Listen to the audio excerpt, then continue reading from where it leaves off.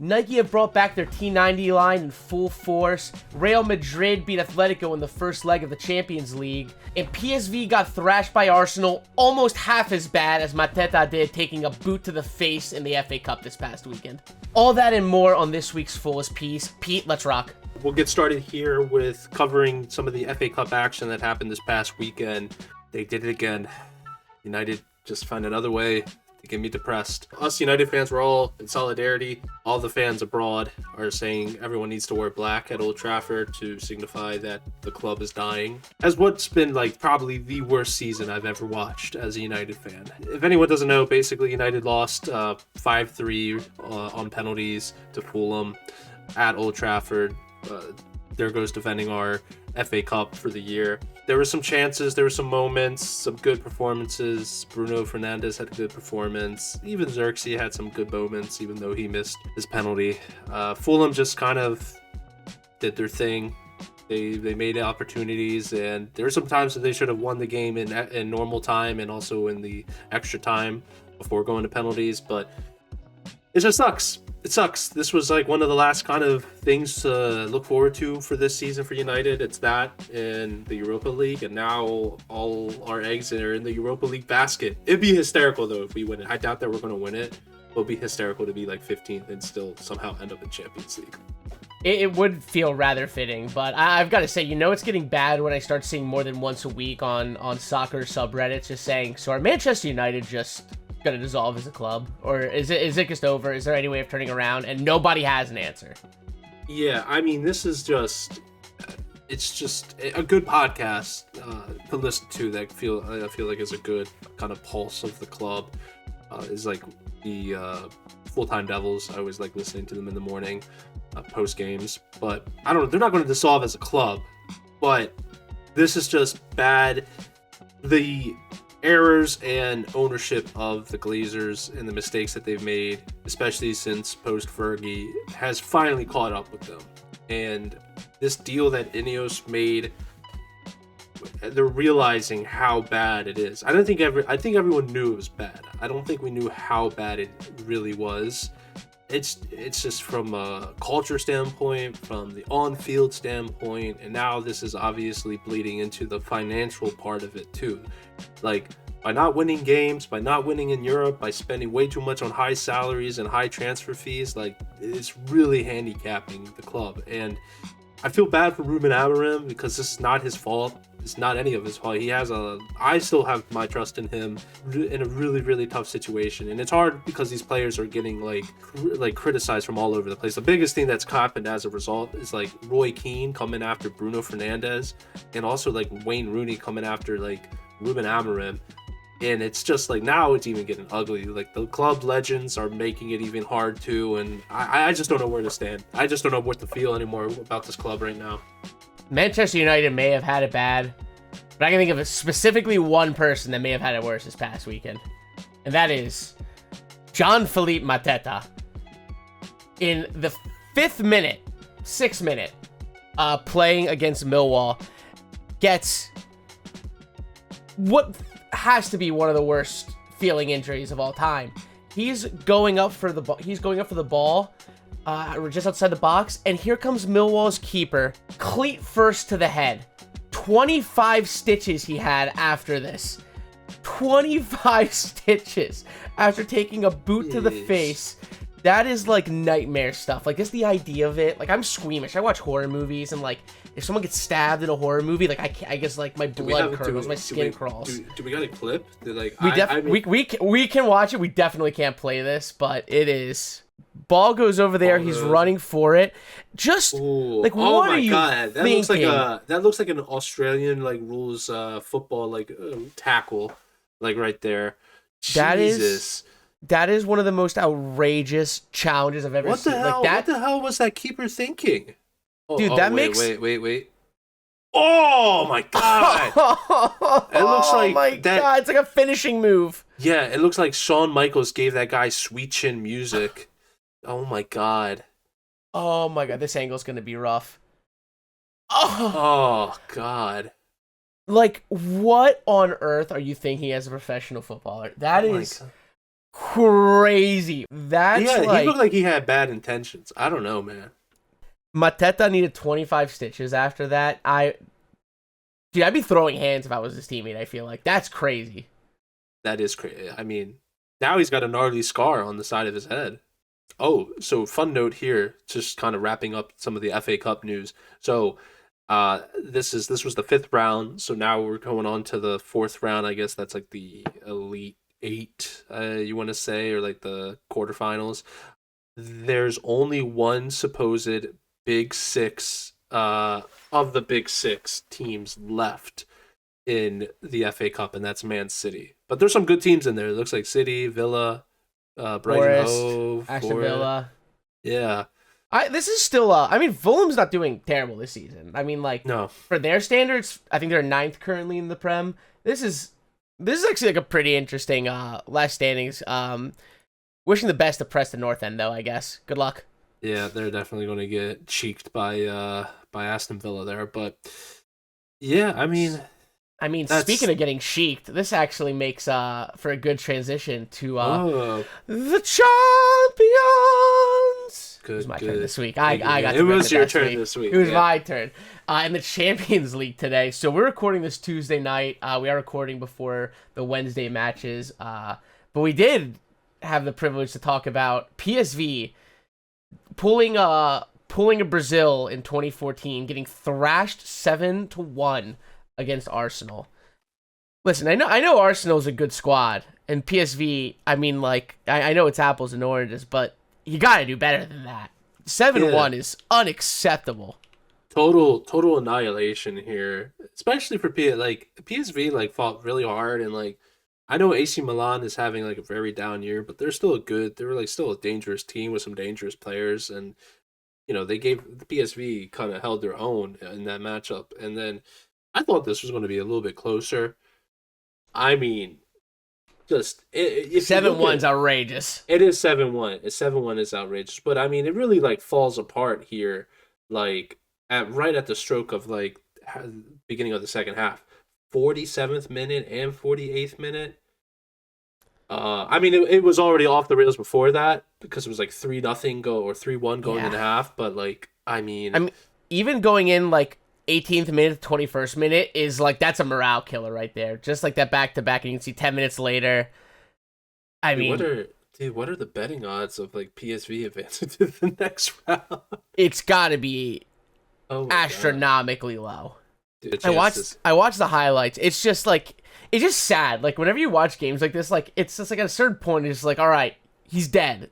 You can stop kicking the dead horse now. What seemed to be the issue? Was there something that Arsenal was doing? Like elaborate a little bit here. I feel like Arsenal just like overran them. Like they just dismantled them from their core. Like I mean, was it like possession? Like were they stringing a lot of good passes, or that's the funny thing. Technically just long speaking, balls? PSV technically had it was close to 50-50, but PSV did technically have the higher possession, but they just slotted it through. They had 15 shots, 8 shots on target, which means almost every shot on target besides one went in. They were just lights out. And I feel like once you go down like that 2-0, I know they say 2-0 is the most dangerous league in sports, but I feel like you get the wind knocked out of you. And if you don't like fight back quick, it's just gonna like you lose the game. I mean, 10 minutes later they let in another one from Marino, and then after that it was just, what do you do? Yeah, I mean, look, it happened like those two that they went down 2-0 like very quick back to back. I mean, and the worst is that's their home game. Ugh. So, I like the Philips Stadium. The Philips Stadion is a really nice, cool, small arena. Good little home atmosphere there. But damn. Well, I would not be putting money on them to make it to the next round. But we did have another pretty sick matchup. We did have a Milan. We did have a Madrid derby today. Yeah. Real and Atletico. That's probably that, and like obviously PSG, Liverpool, Bayern, and Leverkusen are like your big kind of sexy matchups here. I did get to watch a little bit of this game here. It was pretty tight, I would say. I know Julian Alvarez had a huge, like, beautiful curler cutting in. But I mean, Madrid Champions League nights, like, can't beat it. I mean, who like I don't know. They turned it on. They turned like Super Saiyan. Like I don't know what the and when it comes Champions League time, like beautiful shot, beautiful shot. Julian Alvarez really took that. He said R1 circle top bins. Yeah, that's like a patent pending FIFA goal right there. That was sick. Yeah. I don't know. It'll be interesting to see how they take this. I mean, bright side, Atletico does have the home leg now to look forward to, but I don't know. It's definitely not Madrid's to walk away with. They've been shaky this season, and Atletico, I mean, still got the fight.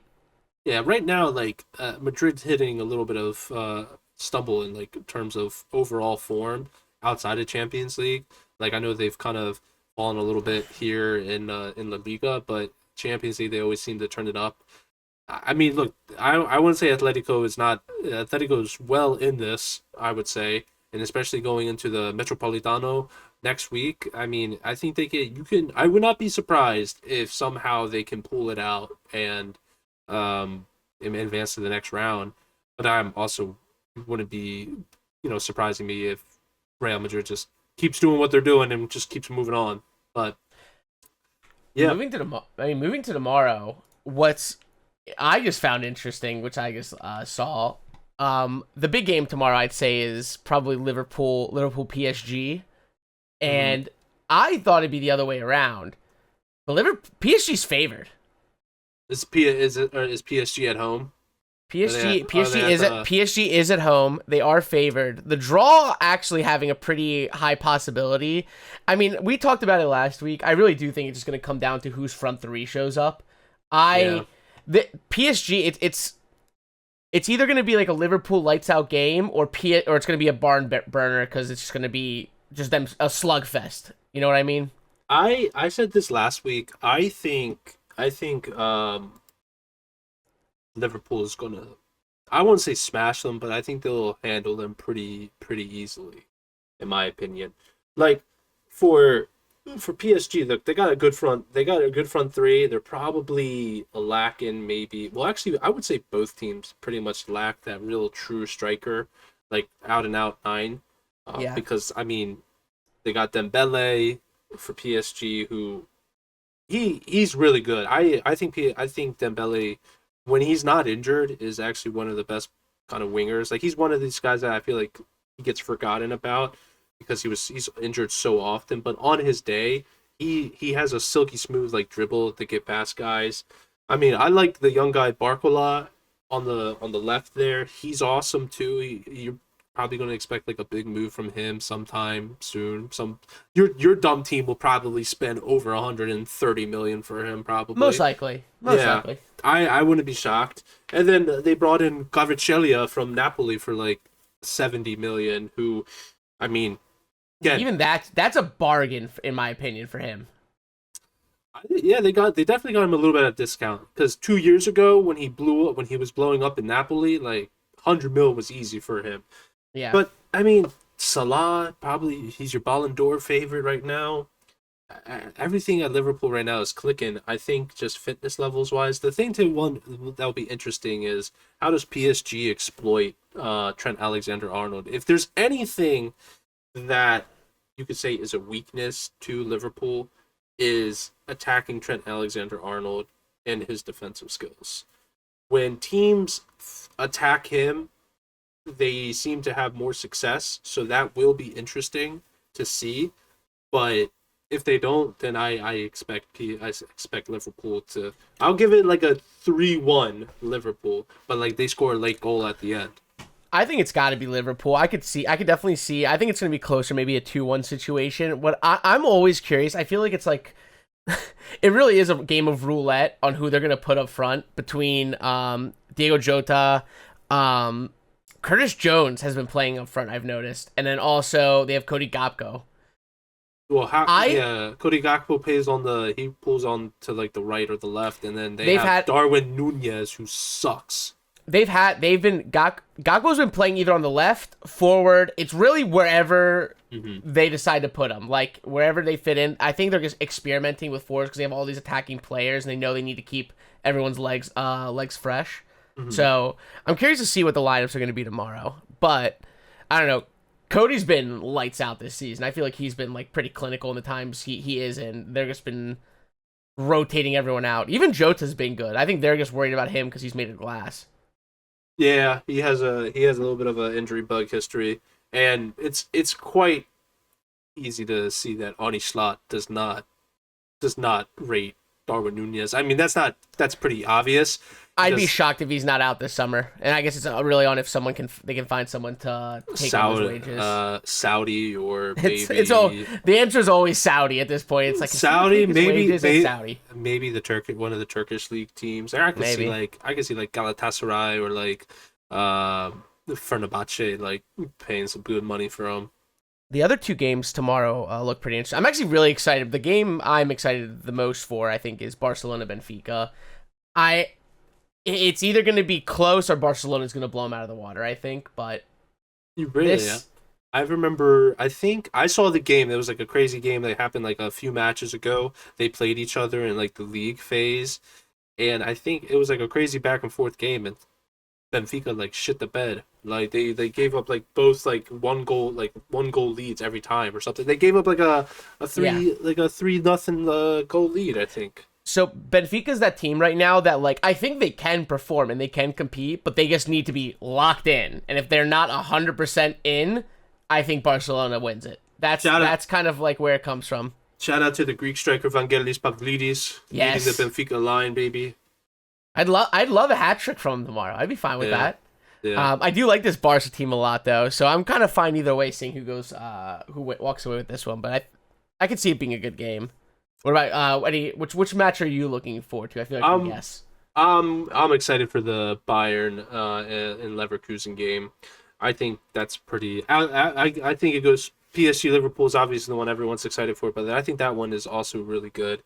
I mean, it's just these are the top two teams in the Bundesliga. Kind of sucks that we're seeing them in the round of 16.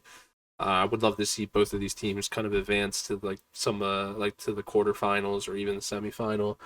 But I mean, it's just it's cool. It's like these are the top two teams, some really good players. I know the Bundesliga race isn't as tight as it's been as it was last year. It looks like Leverkusen kind of drew some games that's caught them back. I mean, there's still some time, but I don't think Bayern's going to let this one go. It would be kind of interesting to see if Leverkusen gets this off their. If let's just say hypothetically Bayern beats them and moves on, and Leverkusen has that weight off their chest. Now they can just like hyper focus. I wonder if they start snapping back a little. Yeah, it's just you got to remember with the Bundesliga, they have less teams, so there's less games, obviously. Mm-hmm. So they only play 33 matches. Yeah. So, I mean, how many games there's less than 10 games left in the season. So, I mean, it's not out of the question, but I mean, they need Bayern to drop some games, and they've already played each other back in February to a 0-0 draw. They need to win out, and they need to win out. Yeah, Leverkusen can't drop really any more points. So it'd be interesting if like Leverkusen does a thing where they're like, screw the Bundesliga, we won it last year. Let's go all in on the Champions League and see how far we can get. That'd be really good. I mean, look, it's not out of the question. They got some good players, Wirtz and Grimaldo and we might see. There's an off chance we might see a Harry Kane finally get not one but 2 trophies this season. Oh my God! It would like double his total career trophies. I think he'd implode. He might implode if Harry Kane walks away with champions. This is pretty awesome. Winning 2 trophies. Is that what he sounds like? Yeah, that's exactly it. Exactly. But that's Champions League. Moving on to our kit portion of the pod, the women's national team. I've been liking this. This isn't the first time they've done it, but they're getting their own jersey separate from the men's teams, and Nike, to nobody's surprise, has botched the leaks as far as I can tell from these. I'd say the Korea one actually looks kind of sick. The Korea kit looks pretty cool. They have some nice trim on it, but. You don't like the Australia? I kind of like the Australia kit. The Australia kit's fun. So I highly recommend you guys look it up if you're just really listening. But I know this is more of a visual show anyway. The Australia isn't doing a ton for me. I'm not super in love with the stripes personally. I don't know. I think it's fine. I think it's fun. I think it's pretty cool. The Korea one's really standing out to me. I really like the trim going around the sleeves. What's that? What's that? Some Kingdom Hearts? Square Enix collab. It is reminding me of Kingdom Hearts a little bit. What's getting me with the kits I'm seeing for next year with Nike's template, because I saw Atleticos. Like, this just should be a collar, but it's not. It's almost like, it feels like an optical illusion that it's not like a actual collar. Yeah, it's like one of those kind of base collar things. But England, that's pretty bad. Get that gradient out of here. England has an atrocious gradient going on. The Brazil ones, not really a fan of this. I don't mind when they do the blue. I wish they just go the yellow, but this pattern is just crazy. Is this pattern like trying to signify like different kind of wildlife that you would find in like Brazil? Because I see like a jaguar or leopard. Print. They've done a leopard print. It looks like some scales. I don't know. I'm not 100% sure. They've done this sort of like leopard print, but like this, like they're doing it with this weird diamond pattern, which I don't think works for it well. I don't know if this home kit is just going to be the men's kit as well, but this is a clean showing. I feel like it looks for Brazil. It's a solid it's a solid Brazil kit. It's a Brazil kit. Hits all the marks. The main people though I want to say is I want to give a big shout to Adidas, who for their women's teams in the Euro this year, the Women's Euro 2025, I think they knocked it out of the park for almost anyone, especially Spain is one of my favorite kits that we've seen this year. Like, this is gorgeous. That is a nice kit. That's good. There's some good colors there. The template works well with this. I mean, it's like matte pastel. It's very pretty. Yeah, very like Spanish type of colors. Deutschland, the Germany's like this. I almost think like this should be like a Spain home kit. This is interesting. Yeah, I don't know. This might be one of the weaker ones in the group. I'm not a big fan of this per se. I really like Italy's. Also, though, kind of feels like it could have been Brazil's. If you like, I wish Brazil did this pattern instead of that weird diamond pattern they have going on. Do you know what I mean? Yeah. I'm curious what the florals exactly like represent. I almost think like olive branches would have been kind of cool. I thought it was an olive branch, but yeah, it's not really an olive branch. Yeah. I do think this is a very pretty kit though. I like the kind of like pastel greens they have going on. I like the centering from Adidas. We don't see that often from Adidas. Mm-hmm. Yeah, that's good. That's good stuff right there. Belgium's I feel like is pretty safe, but I like it. Like it still has a clean design, very sharp. Yeah, not bad colors. not bad. Sweden's is sick. Sweden's is cool. I like the cool. It's like a cool little geometric kind of 3D effect. I don't know what that is, but around the edges there, you can see it. It almost reminds me a little bit of like a very well made like tie dye in a way. Do you see what I'm saying? Yeah. Like the way it would almost like fade out to like a white. This is like giving a really cool like 3D effect. I don't know how I'm seeing it right now. It's giving me 3D vibes. It is cool. I feel like it kind of like focuses your eyes to the center. Yeah. This is a very cool kit. And then Wales? Yeah, this is Wales. Pretty plain, if you ask me. Yeah, probably weaker than the German one. The German one at least has a little bit more character. But yeah. Yeah, this one doesn't do too much. I do like the pattern. I wish you could kind of see it a little bit better. I think it has a cool design. It's just it doesn't show through very well. I actually like this one. I think this is pretty neat. I like this one a lot. This is Ireland, right? Northern Ireland, it looks like. Northern Ireland. Yes, Northern Ireland specifically. I like this. I wonder what the story is behind these. It has to be something like Celtic related or roots. Something, yeah. It is a very cool kit. Like I feel like if you're specifically from Northern Ireland, like I feel like this is a pickup. Even if you're not, this is sick. Yeah, Northern Ireland seems like a very green, like a lot of green, lush green place, valleys and things like that. So it kind of gives that real earthy vibe. I was gonna say the earth tones are hitting hard here. Yeah. And Scotland. What's Scotland in the pink? Because the men's had a pink one. I felt like a while back. I don't know why, but I do like. I don't. This feels weird. It's a Scotland kit, but I love this. I think this is cool, like a pink lemonade thing going on. Yeah, I mean, it's fine.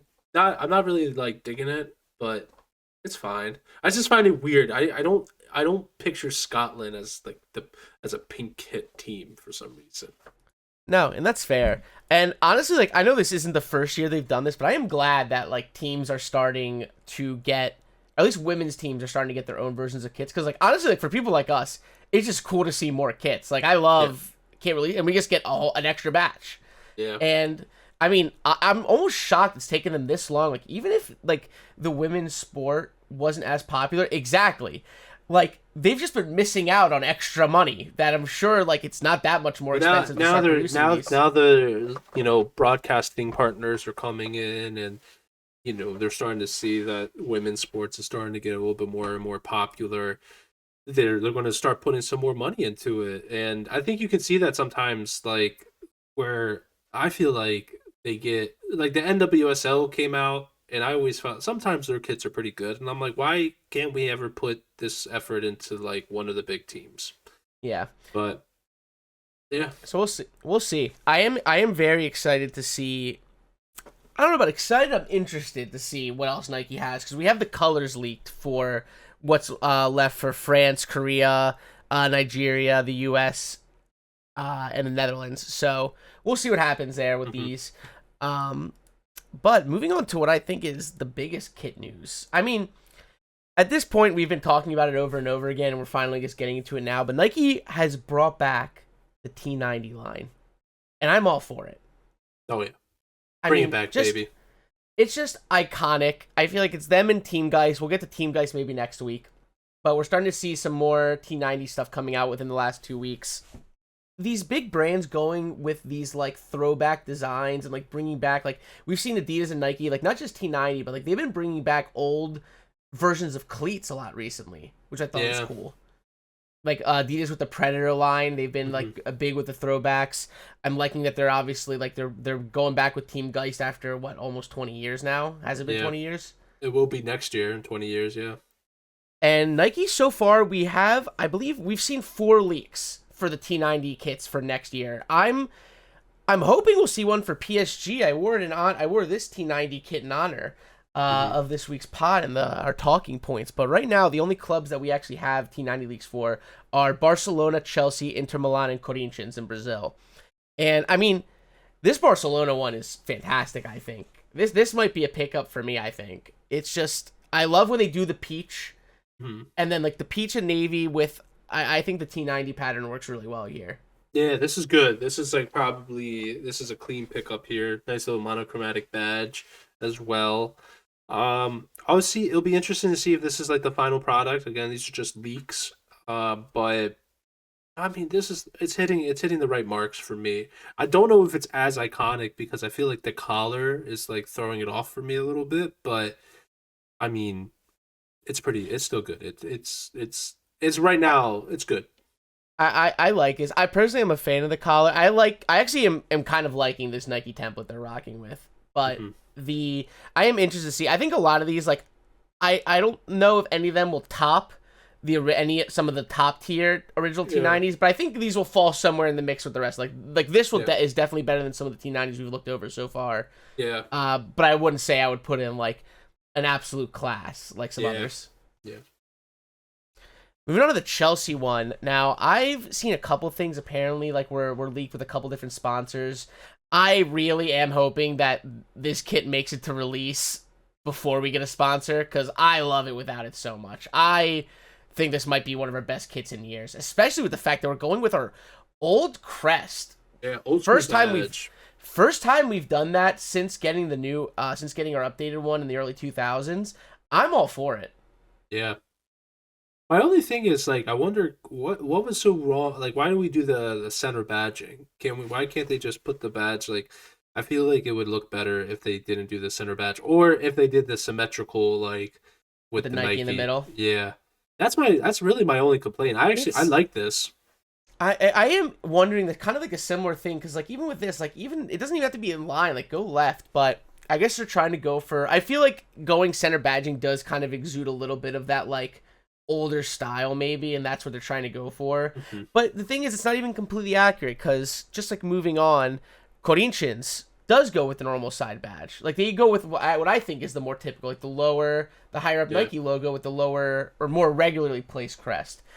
I am a fan of this. Yeah, I am a fan of this. I think it looks clean. The circular number is a sick touch. I may pick this up as a official Corinthians fan. Yeah. But I will say this kit is not beating Netherlands allegations. No, this is definitely a Netherlands kit. I would not be surprised if we just see like the Netherlands drop this. The exact same kit. The same exact kit, just with the Netherlands badge. That would be hysterical. It really would be. I definitely wish they went with the T90 for. I wish some of the clubs got their home kits in the T90 style, but I feel like I'll take what I can get with this. The last club, at least right now for leaks, is Inter Milan, who I think this is a terrible outing. Yeah, this is the weakest one for Inter. Again, it's the whole center badging that's really throwing me off. Like why can't we do the center badging? It's just. But the colors here, I feel like these are not like Inter Milan colors that they've done with their away kits. They've gotten a little lazy with their away kits lately, I feel like. Maybe the last 2 years. No, I agree. The center badging, I'll say against those, doesn't bothers me as much, but the colors I think are just like, this isn't a good mix. This doesn't feel like T90. The sponsor isn't helping this at all. Like, this isn't helping paint a pretty picture. It's just a shame that Nike gets this iconic template and just like, you couldn't think of any better color combination for Inter Milan for this. You know what I mean? Like, I feel like the other three hit pretty hard. I was almost I didn't know how I felt at first with Chelsea going with the gray with the navy blue outline, but it's really because I typically don't like a navy blue or dark blue on black, but I think it really plays here. But the blue there pops. This is just a very dull kind of blue. Yeah, it is a shame. But along with it, they also brought back 4 colorways of T90 indoor shoes, which I think is sick. Yeah. This is fun. I like them doing stuff like this. There are some other colorways, I think, coming out. Maybe even other models. This past weekend, they were doing a big, huge line drop of all, like, they had big promotional events. I saw some stuff on social about it. It looked pretty cool, some of the stuff. So, I mean, definitely, I'm probably not copping a pair, but no, love to see it. Love to see it. Why don't you rock it for your indoor league? Get your indoor league in there. If they made turfs, I would really consider it. My biggest problem is I have duck feet, super wide. Nike, the only shoe they've made in the last 10 years that fit is like last year's Tiempos, and they fit a little wider, but 2 pair. I would love to get these. I'm putting $100. They won't fit proper.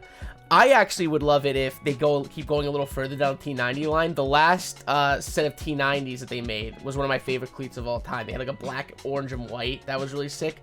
And it had that the rubber on the side to give you the better grip. Yeah. It was one of the nicest shoes. And I get to close it out. I feel like one of the most iconic partnerships is Nike providing the balls for the Premier League. And ending a 25-year partnership, they are bringing back as the final ball the T90-esque ball. I'll be real. I don't really need to be collecting soccer balls. I will probably purchase one of these. Yeah, this is iconic. Everyone always thinks of like that, the 2004, 2006 ball. That one. What, do we do a tier ranking of like all the balls? Maybe. I actually would be down for this. Maybe a tier, maybe down the line a tier ranking of the Nike Premier League balls. But Nike definitely had some hits, had some misses. It is, like I said, this is like a very classy way for them to kind of like end the partnership. I think I love the little detail of 25 years there.